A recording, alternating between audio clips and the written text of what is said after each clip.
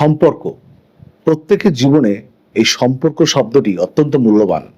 সেটা কেবলই মাত্র প্রণয় কিংবা কেবলই মাত্র দাম্পত্য, কেবলই মাত্র আত্মীয়তা কিংবা কেবলই মাত্র ভ্রাতৃত্বমূলক নয়, সার্বিক সম্পর্ক। বিশেষ করে প্রণয়ের সম্পর্ক তো বটেই।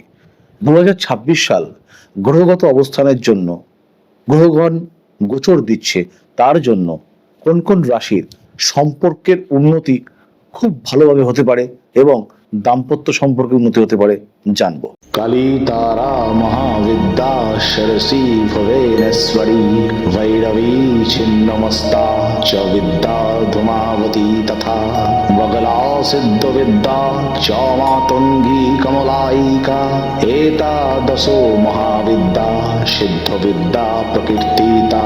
মঙ্গলময়ী করুণাময়ী মা তারা, সকলের মঙ্গল করো মা। জয় মা তারা। নমস্কার, আমি কৃষ্ণ ভারতী। সম্পর্ক জিনিসটি মানুষের জন্মছকের পঞ্চম ভাব, দাম্পত্য সম্পর্ক অর্থাৎ সপ্তম ভাব, সার্বিক সম্পর্ক অর্থাৎ ভাগ্য ভাব নবম ভাব, অর্থাৎ পঞ্চম, সপ্তম এবং নবম এই যে কম্বিনেশন, এটা অত্যন্ত বিচার্য বিষয় জন্মকালীন গ্রহগত অবস্থানে। এই পঞ্চম ভাবের গ্রহ কিংবা সপ্তম ভাবের গ্রহ কিংবা নবম ভাবের গ্রহ যদি কোনোভাবে পীড়িত হয়, দোষযুক্ত হয়, কোনো গ্রহের সাথে সমন্বয় সৃষ্টি করে, দোষ সৃষ্টি করে, নিচস্থ হয় এবং তার যদি দশা অন্তর্দশা চলে, তাহলে সম্পর্কের ভাঙন প্রত্যেকটা মুহূর্তে থাকে। কোনোভাবে সম্পর্কের কিন্তু বুনন তৈরি হয় না।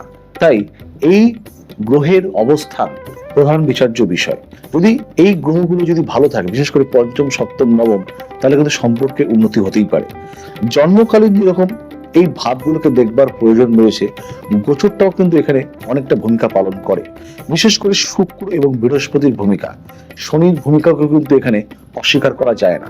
আমরা জানি শনির গোচর বর্তমানে মীন রাশিতে 2026 সালে, বৃহস্পতির গোচর কিন্তু ক্রমান্বয়ে এখন বর্তমানে মিথুন রাশি, কর্কট রাশি, তারপর সিংহ রাশিতে যাবে এবং শুক্র অবশ্যই কিন্তু বৃষ রাশিতে সক্ষেত্রস্থ হচ্ছে, তারপরে কিন্তু ক্রমান্বয়ে মিথুন রাশি, কর্কট রাশি, এভাবে কিন্তু শুক্রের গোচর হতে থাকবে।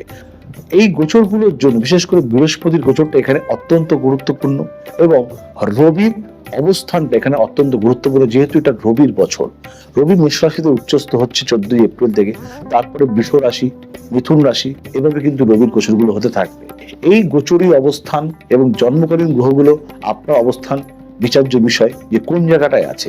তাহলে দেখা যাচ্ছে বৃষ রাশির জাতক জাতিকার কিন্তু সম্পর্কের উন্নতি, প্রণয়, দাম্পত্য জীবন, আত্মীয়তা অত্যন্ত ভালো জায়গায় থাকবে এবং সিংহ রাশির সম্পর্কের উন্নতি খারাপ অবস্থায় থাকছে 7.5 কিংবা অষ্টক শনি থাকবার জন্য, এবং ধনী রাশিরও কিছু ক্ষেত্রে কিন্তু খারাপ অবস্থা থাকবে।